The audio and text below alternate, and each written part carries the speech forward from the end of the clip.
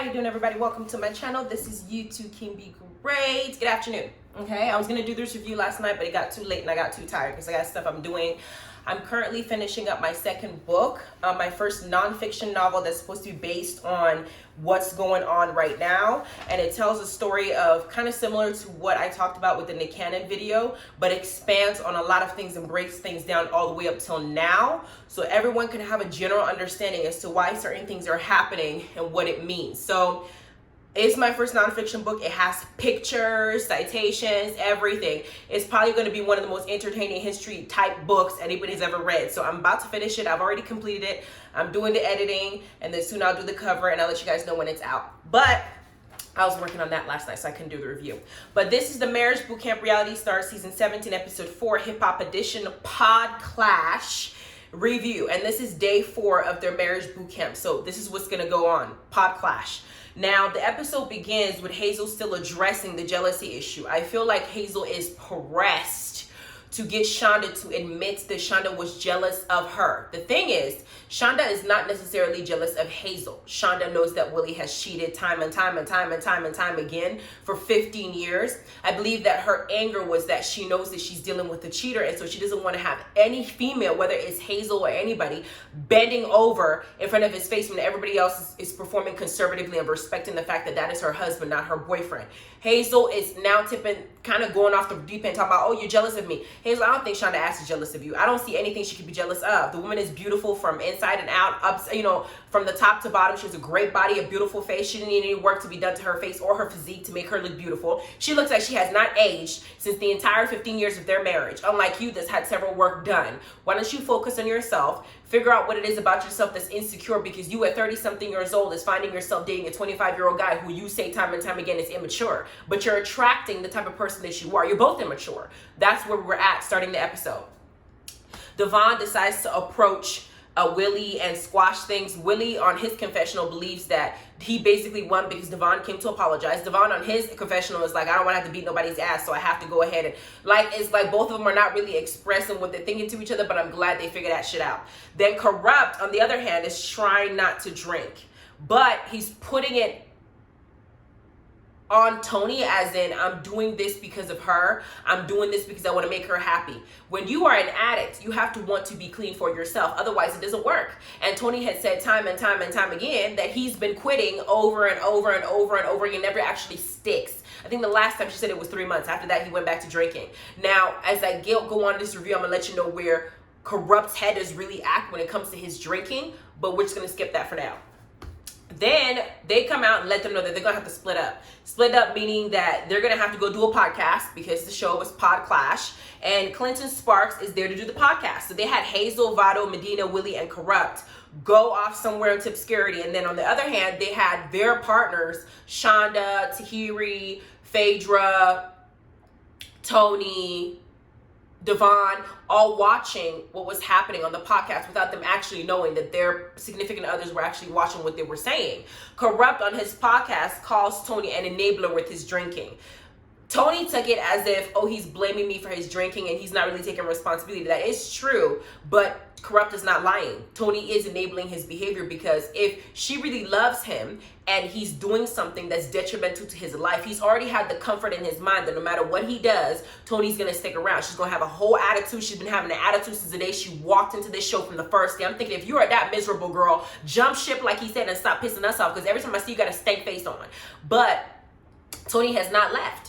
So Corrupt knows that it doesn't matter if he quits for 2 months, 3 months, 4 months. She's gonna get mad. She's gonna get argued. She's gonna walk out because he's gonna tell her to leave, and then she's gonna come back because he's gonna call her and say, "I'm sorry, I missed you," and da da da. She's gonna come back because she loves him so much. So yes, she is enabling him to continue his behavior. That is a fact. Same way that Shonda is enabling Willie to keep cheating. He knows that Shonda is gonna use her family and her children as an excuse to stay in a relationship with him. So for him cheating, he's gonna continue to do it. He's done it all sorts of ways, and he still won't take responsibility for it. So she's enabling him.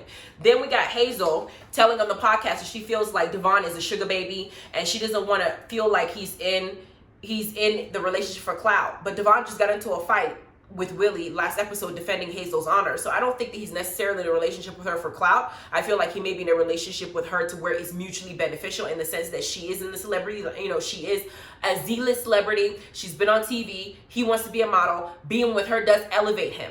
But that's not necessarily a negative thing if he's willing to be with her forever. Then Medina's issue brings up the issue of sex. I don't really feel like sex and Phaedra and Medina's relationship is the main issue. I don't. The main issue that Phaedra is not trying to tell Medina because she don't want to hurt his feelings is that Medina is coming off as somebody who's tame, somebody who doesn't have an edge to him. Phaedra is from, you know, she's like a hood type female, okay? She was the head doctor, all right? What she wants is somebody who has a little bit of oomph, some feistiness in their behavior that can really tear her down and, you know, bend her over and just have their way with her. That's the type of man that she wants. Medina comes off as somebody who's soft-spoken, who's very respectable, but he doesn't know how to be a freak behind closed doors to really dominate her because Phaedra talks all this niceness and I'm a church-going girl and da-da-da-da, but she's a super freak. And I think that she wants the same in Medina, and Medina right now is not giving her that Apollo vibe where, yeah, I've been to prison, yeah, if I want to, I'm just going to take what I want type thing, and that's what it is. It's not necessarily an issue with sex. I think he's just making it an issue with sex because all the other people in the room are getting sex and he's not. Then we got Willie bringing up the cheating situation, and he's still on cloud nine. He still thinks that his reason for cheating is because Shonda makes him miserable. I'm just taking a moment to kind of picture myself in a situation where somebody would dare fix their mouth to say something stupid like that to me, and I would just sit there and take it. Or I don't think anybody even has the audacity to fix their lips to even let those words come out of their mouth talking to me. I just don't see it happening in my reality. I just don't see it. I think that I would have to be in the Matrix because it just wouldn't happen in the real world. Then we got Corrupt talking about he's cheated before, or he said he didn't cheat. He said that there was a woman who came into his hotel, but they didn't do nothing. First of all, the fact that you had that woman step into your hotel is cheating in and of itself. I don't care if you didn't sleep with her, if you didn't kiss her. The fact of you having a woman in your hotel leads me to believe that you did something you weren't supposed to do. And if you're looking me in my face telling me that you didn't, I will not believe you because I don't think a woman should be in your hotel at all if you're in a relationship. That's just not something that should even occur. You can meet her downstairs in the lobby with concierge, with a bunch of people, with witnesses who can verify that you didn't do nothing with her. If you really wanted me to believe that, you would not have her up in your private room where you can get room service and probably condoms delivered to you. No. Then they asked Vado about his relationship with Tahiri, and Vado basically says that he's committed to Tahiri but hesitated when they asked him about another woman, which tells me that he's cheating. He doesn't take this relationship seriously, and it's a situationship, which means that he has the right to go and do something else, except he's not just doing something else with somebody. He's now emotionally entangling himself with his daughter's mother. And he's not only entangling himself with her, he's also confiding in her about the troubles that he's having in the relationship with Tahiri.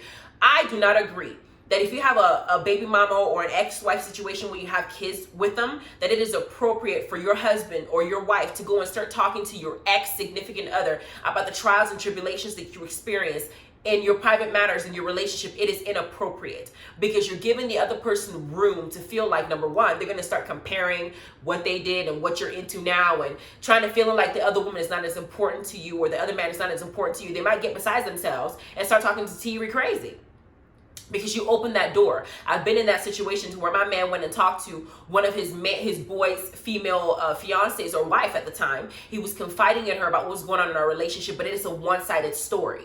And so she's got to the point where she was like, you know, I love you, I care about you, I just want you to be a good, and started giving him bad advice about what he's supposed to do in my relationship. You need to get rid of her, not really knowing on the other end that this man is still with me because there's a lot of things I tolerate and do on his behalf. He's just venting. He had a hard dose of a life lesson to learn because by the time I got too far, I didn't have to tell him to cut that relationship off. He knew at that point it had gone too far because he even told her to stop talking about me, stop running her mouth about me. By the time she was looking at him like, bro, you just called me 2 days ago running your mouth about your girl. Now you mad because I have an opinion. I'm not. He had to drop her as a friend. It was his decision to mess up. Now you got Vado talking to his daughter's mother about the relationship issues him and Tahiri are having as if that's appropriate. That's crossing the line. But what got me the most was Tahiri actually admitted that she would prefer that Vado had sex with somebody than have an emotional connection with them. I think that I wouldn't prefer either because I don't want you having an emotional relationship with anybody. That's cheating. And I don't want you having sex with anybody physically either. I don't want you to do either one. And if somebody asks me, well, which one would you choose? Neither.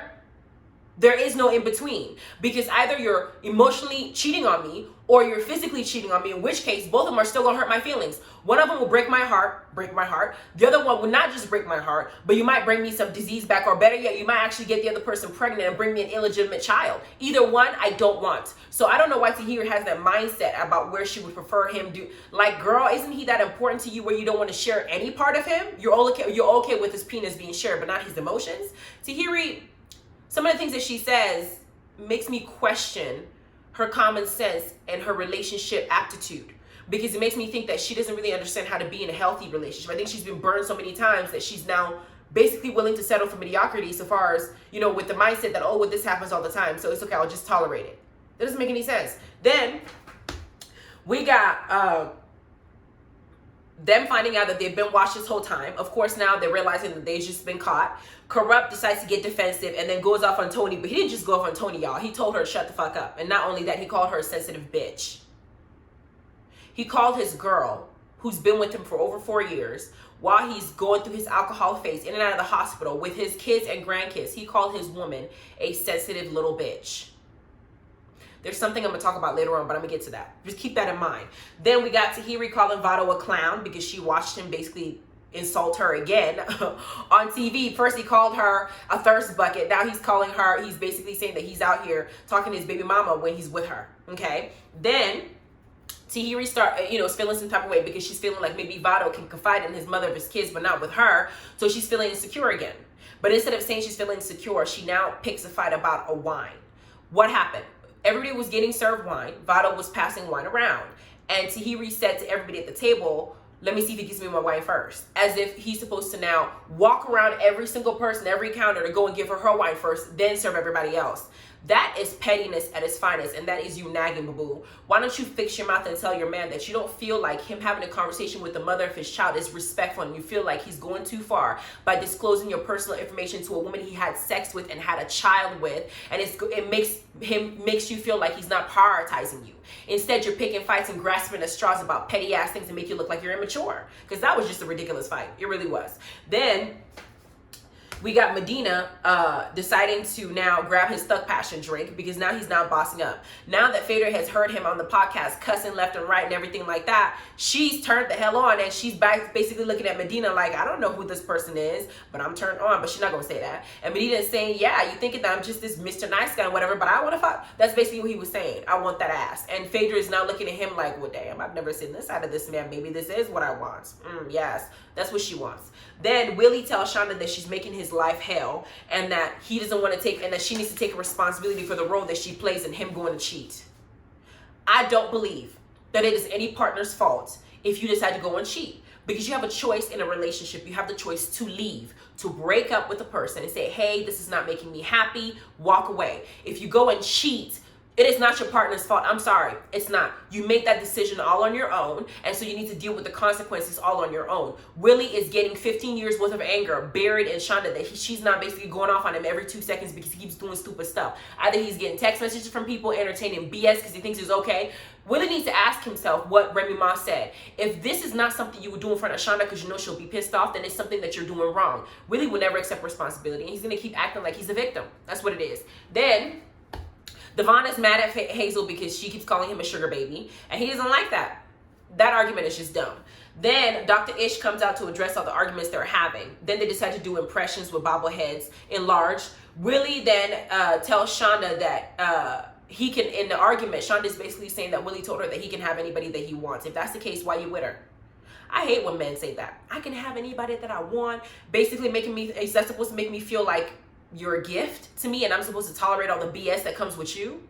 You're useless to me at that point if that's the case. Go get those women that you think you can have so much of. Let them tolerate all the BS that comes along with you, since you think your penis is the only thing you have to offer. Because that's all they want. They want your penis, and after that, they won't put in the time in that I've put in tolerating you. So if you think you can go and have any woman that you want, I would have told Shonda, open the door, let him go find that woman. That's what I would have done. Then Corrupt and Tony are arguing. Corrupt tells her to get the fuck on if she's not happy. She stumps off, and that's their reenactment of what happened. Now, after Corrupt's reenactment and him basically showing how Tony gets angry, they argue, he tells her to get out, she stumps off, and they leave. We had Vado and Tahiri going about it, and Tahiri's not having a problem expressing her disdain for Vado basically discussing what's going on between her and him with the daughter of his mom, Corrupt on the confessional confirms that we know Vado's screwing his baby mom. I don't see the point of why you're going to go and start confiding in this woman that you're supposed to have left because y'all didn't get along. What's the purpose of you talking to her about my relationship with you? Why don't you have other male friends you can discuss this problem with? And Corrupt basically says, yep, he's cheating. He just haven't been caught yet. And I agree. I think he is too. Then Medina, of course, the issue with him and Phaedra is because he wants sex. We already know that. Sex. That's just not something new. Then Judge comes out to speak to them. Shonda is always angry, and she basically touched on it, that she's always angry at Willie because of all his past decisions. And she basically lets her know, if you intend to be in this marriage and you want it to work, you have to find a way to forgive him and move on. If that's not something that you can do, then you shouldn't, even be here in marriage with him at this point. At the end of the day, he messed up. He's messed up. He's here working on it. You can't keep punishing him for all the mistakes he made. At the same time, I also feel like Willie hasn't fully accepted responsibility to understand the depth of his actions, and I feel like that's why she's still holding on to it. He needs to completely come clean, understand the pain he put her through in order for her to start healing. But every time he always makes it her fault. That's how I feel.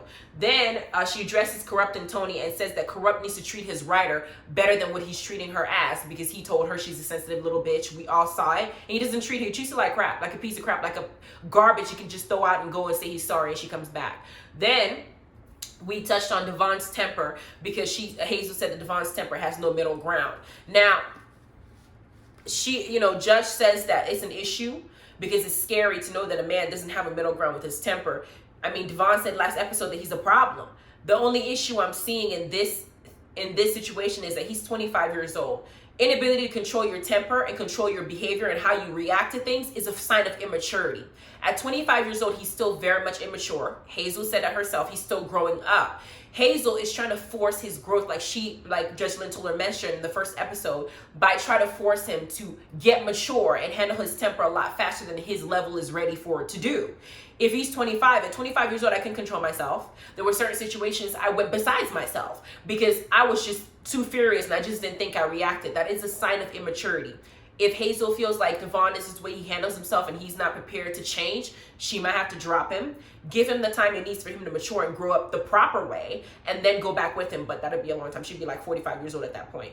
Then everything's over. Judge Lynn leaves. She's commented on everybody. Then we show Hazel, Devon in the kitchen, and it looks like Devon wants to sit about and hang out with the rest of the boys and girls and chill out. Hazel decides that she wants to go up to the room and she wants to go to bed. Then I bring back the topic I wanted to address earlier on when Corrupt called Tony a sensitive little bitch. Because here is Hazel on the confessional saying that her man should come and take care of his bitch. Now, I know that the African-American culture has a lot of wonderful things to offer. It's beautiful. I love everything about it. I love our music. I love our personality. We're very charismatic. We're very funny. We're easy to get along. We have a good heart. We get mad. Yes, our anger is off the chain, but we also have a big heart and we just want people to respect us. Part of gaining that respect is to respect yourself.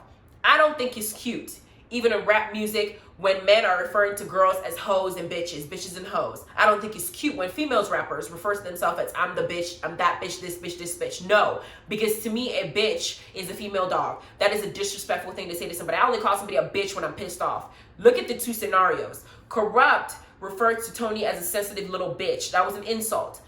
Hazel is calling herself his bitch. What is the difference? Because it goes hand in hand with what kind of respect you're expecting a man or a person to give you. If you call me a bitch, that's good for you. I'm not going to fight you or beat you up, but you and I are done talking and communicating. That's as far as the conversation goes. Listen to this. I mean, compare this in this situation. If you call a grown man a bitch, he would take it as an insult, right? He would, because he feels like you're emasculating him. So what's the difference with you calling a female a bitch? You're disrespecting her and belittling her. They're both disrespectful things. So please, ladies, please, it's not cute to be calling yourself that bitch. I'm this bitch. I'm that. Because then if somebody's pissed off at you and they call you a bitch, you're going to be mad the same way. So you don't have to agree with me. It's okay. I know there's some people that might not like this video because they walked around calling themselves I'm that bitch, I'm the bitch. It's cool for you, but I'm just saying, when it comes to you wanting somebody to respect you and treat you honorably, this all goes hand in hand. It's a cycle. You have to respect yourself first. Referring to yourself as a bitch or the bitch is not a cute thing. It's not, because I know that we as African Americans tend to, it's almost like a defense mechanism. Y'all keep accepting things that are not supposed to be, that are disrespectful. Finding a way to make it what you think is respectful virgins and then applying it to our culture. No, this is not one I'm willing to accept. I'm sorry. That bitch, this bitch, your bitch. No, I'm not gonna accept that one. I'm sorry. No, that's too much. Next thing you're gonna say is okay for somebody to call me a twat. I'm that twat. No, I'm that no, it sounds just as dumb. Anyway, please like, subscribe, notification bell. They did show the next episode what's gonna happen. I guess Tahiri's gonna finally decide to open her mouth because she's been fed up with Vado. She'll call him a cheater. She already put his finances on blast. Now she's gonna say that he don't pay the bills. She's gonna throw stuff at him. And then there's something that's supposed to happen at the end of the episode. I don't know what it is because they didn't tell us what the catalyst of that was. But you guys go ahead and have a good day. I hope you like this review. Enjoy your weekend. Love you. Bye.